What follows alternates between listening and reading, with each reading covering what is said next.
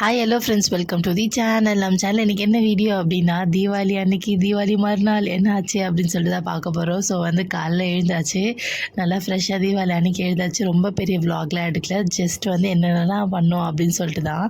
So இது எழுந்துட்டான், Tarika still தூங்கிட்டு இருக்காங்க. ஹஸ்பண்ட் மேலே ஃப்ரெஷ்ஷாக போயிட்டாரு.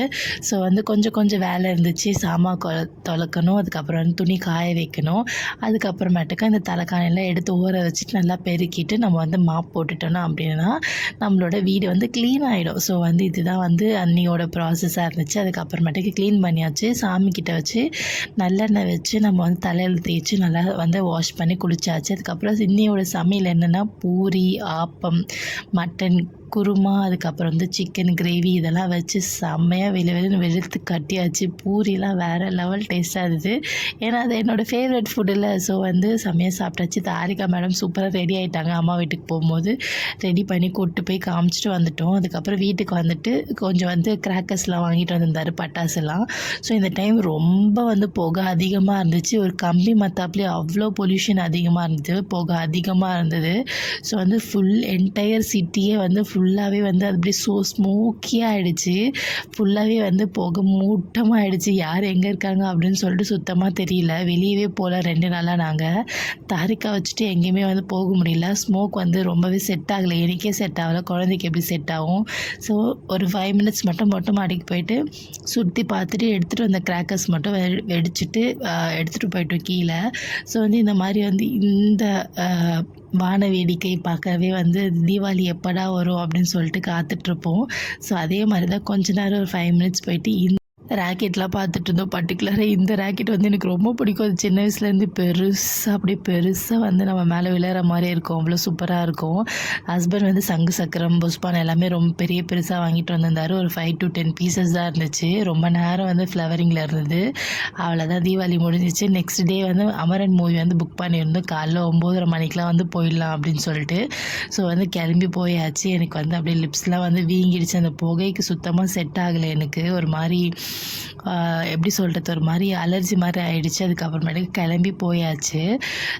நெக்ஸ்ட்டு வீக்கில் ஆஃபீஸ் ஜாயின் பண்ணுற மாதிரி இருந்தது. ஸோ மூவியெல்லாம் பார்த்துட்டு கொஞ்சம் மாதிரி மைனஸ் எல்லாம் சில் அவுட் பண்ணிவிட்டு போகலாம் அப்படின்ட்டு நல்லா அன்றைக்கி காலையில் நல்லா மழை. நாங்கள் கிளம்பும் போது ஸோ ஒரு ஓரமாக உட்காந்துட்டு ஏதாவது டிஃபன் மாதிரி சாப்பிட்டு போயிடலாம் அப்படின்னு சொல்லிட்டு நானே தாரிக்கா எல்லோரும் உட்காந்துட்டு இருந்தோம். சிரிக்க சொன்னால் மூஞ்சி கண்ணு எல்லாம் மூடிக்கும், அந்த மாதிரி சிரிப்பார். தாரிக்காக்கு என்னடா பண்ணுறாளுங்க அப்படின்னு சொல்லிட்டு பார்த்துட்டே இருந்தா.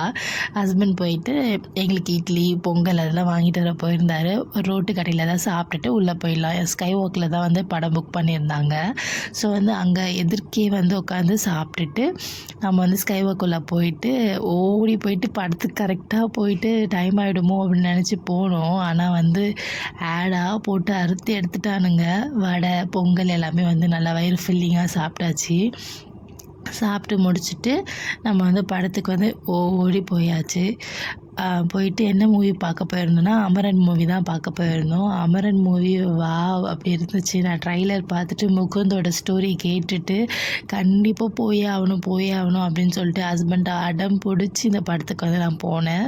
ஸோ அதுக்கேற்ற மாதிரி வேர்த்தாக இருந்தது, அவ்வளோ சூப்பராக இருந்தது. நீங்கள் அமரன் மூவி பார்க்கலன்னா கண்டிப்பாக பாருங்கள். முகுந்தோட ரியல் ஸ்டோரி, அதில் சாய் பல்லவி செம்மையாக அடித்து நோத்திட்டாங்க. அந்த மாதிரி இருந்தது. அவங்களோட ஆக்டிங் வெறும் அப்படியே ரியலிஸ்டிக்காக இருந்துச்சு. ஒரு மாதிரி ஆர்ட் ரொம்ப டச்சிங்காக, ரொம்ப ஆர்ட் வெயிட்டாக இருந்தது. அதை மூவி பார்க்கும்போது ரொம்ப சூப்பராக இருந்தது. ஸோ நீங்கள் பார்க்கல அப்படின்னா கண்டிப்பாக ட்ரை பண்ணி பாருங்கள். சினிமாவில் இப்போ போதான்னு தெரியல, வீட்டுக்கு கண்டிப்பாக பாருங்கள் வீட்டில்.